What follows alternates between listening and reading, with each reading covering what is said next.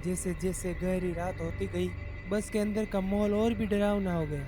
रामपाल ने महसूस किया बस के अंदर अब कोई नहीं है, केवल वो अकेला है। लेकिन तभी अपने पीछे उसने एक हलचल महसूस की। उसने शीशे में देखा और पाया कि बस की पिछली सीट पर एक अजीब सा धुंधला साया बैठा है। उस साये का चेहरा नहीं दिखाई दे रहा था, लेकिन उसकी उपस्थिति से रामपाल के रोंगटे खड़े हो गए। ये कहानी हिमाचल प्रदेश के एक छोटे से गांव की है, जो पहाड़ों के बीच बसा हुआ है। इस गांव का एकमात्र संपर्क साधन एक पुरानी और खतरनाक सड़क थी, जो पहाड़ों के बीच से गुजरती थी। इस पहाड़ों के बीच से एक पुरानी बस गुजरती थी, जिसे लोग आखिरी सफर कहते थे। इसका कारण यह था कि इस बस का सफर हमेशा रात में होता था। इस बस में यात्रियों ने कई बार अजीब घटनाएं महसूस की थी। रामपाल, जो बस ड्राइवर था, अपनी बहादुरी और साहस के लिए जाना जाता था। वो इस भूतिया बस का ड्राइवर था और उसे इस काम में कोई डर नहीं लगता था। एक दिन उसे आदेश मिला कि उसे रात में कुछ यात्रियों को लेकर एक भयानक सड़क से होकर गुजरना है और एक स्थान से दूसरे स्थान पर पहुंचाना है। रामपाल ने अपनी बस तैयार की और यात्रियों को लेकर निकल पड़ा। रात का समय, बस पहाड़ों के बीच से गुजर रही थी। चारों ओर गहरा अंधेरा था और बस की हेडलाइट मुश्किल से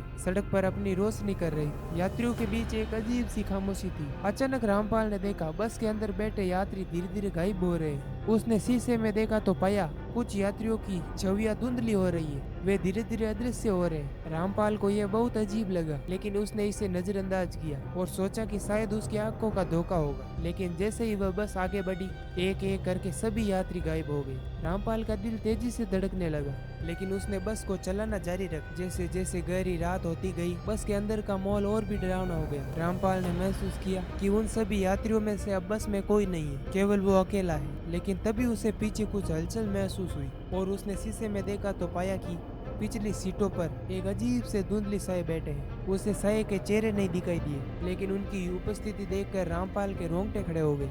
रामपाल ने अपनी पूरी हिम्मत जुटाकर बस को तेजी से चलाना शुरू कर दिया।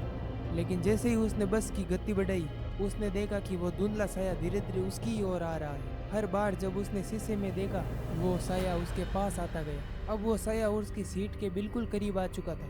तभी अचानक बस के बाहर एक जोरदार बिजली कड़की और एक आवाज आई, रुको रामपाल। रामपाल ने घबरा कर बस रोकी। उसने देखा बस के सामने एक औरत खड़ी है, जो सफेद साड़ी पहने हुए थी। उसके चेहरे पर डर और दर्द साफ झलक रहा था। रामपाल ने बस का दरवाजा खोला, उस औरत से पूछा, तुम कौन हो और इस वक्त यहाँ क्या कर रही हो? उस औरत ने कांपती हुई आवाज में बताया कि वो इस बस की यात्री थी, जिसने कई साल पहले सड़क दुर्घटना में अपनी जान गंवाई। उसने बताया कि इस बस के साथ एक श्राप जुड़ा हुआ है और हर बार जब ये बस रात के समय यहाँ से गुजरती है, वो यात्री जो इस दुर्घटना में मारे गए थे इस बस में वापस आ जाते हैं। रामपाल के लिए यह बात कोई सदमे से कम नहीं थी। वह समझ नहीं पा रहा था कि क्या करे। तभी उस औरत ने कहा, अगर तुम इस बस के श्राप को मुक्त करना चाहते हो, तुम्हें इस सड़क के आखिर में एक मंदिर मिलेगा। तुम्हें इस मंदिर में जाकर प्रार्थना करनी होगी, तभी बस के यात्री शांति पा सकेंगे। रामपाल ने औरत की बात मानी और बस को सीधे उस मंदिर की ओर ले गया। मंदिर के पास पहुंचते ही उसने देखा कि सभी यात्री गायब हो गए और जो यात्री उसके साथ पहले आए थे वो दिखाई देने लगे।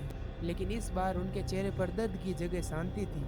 रामपाल ने जाकर भगवान से प्रार्थना की और उन सभी आत्माओं के लिए मोक्ष की प्रार्थना खत्म होते ही बस के अंदर से सारे धुंधले साये गायब हो गए। रामपाल ने महसूस किया बस अब पूरी तरह से शांत हो गई है। बस को मंदिर से बाहर से ही मोड़ दिया गया और उसने तय किया वह बस कभी नहीं चलाएगा। अगले दिन रामपाल ने गांव वालों को जाकर ये सभी कहानियां सुनाई। गांव वालों ने उस मंदिर में एक बड़ा यज्ञ करवाया और सभी आत्माओं के लिए शांति की प्रार्थना की। इसके बाद उस भूतिया बस को हमेशा के लिए बंद कर दिया गया और उसे उस मंदिर के पास छोड़ दिया गया, ताकि वह आत्माएं हमेशा के लिए शांति पा पाए। रामपाल ने उस घटना के बाद कभी भी बस नहीं चलाई, लेकिन उसने अपनी जिंदगी में यह सीख लिया कि कभी कभी अतीत की आत्माओं की शांति के लिए कुछ बलिदान देने पड़ते हैं। उसने गांव में एक छोटी सी दुकान खोल ली, वहीं बस गया। गांव के लोग आज भी उस बस की कहानी सुनाते हैं, लेकिन अब उन्हें पता है कि उन आत्माओं को मोक्ष की प्राप्ति हो चुकी है और बस अब किसी को नुकसान नहीं पहुंचाएगी। कुछ घटनाएं हमारे नियंत्रण से बाहर होती है, लेकिन अगर हम सही रास्ते पर चलें और दूसरों की शांति के लिए प्रार्थना करें तो हम हर चुनौती का सामना कर सकते हैं। तो दोस्तों, अगर आपको ये वीडियो पसंद आया हो तो वीडियो को लाइक और चैनल को सब्सक्राइब करना ना भूलें। धन्यवाद।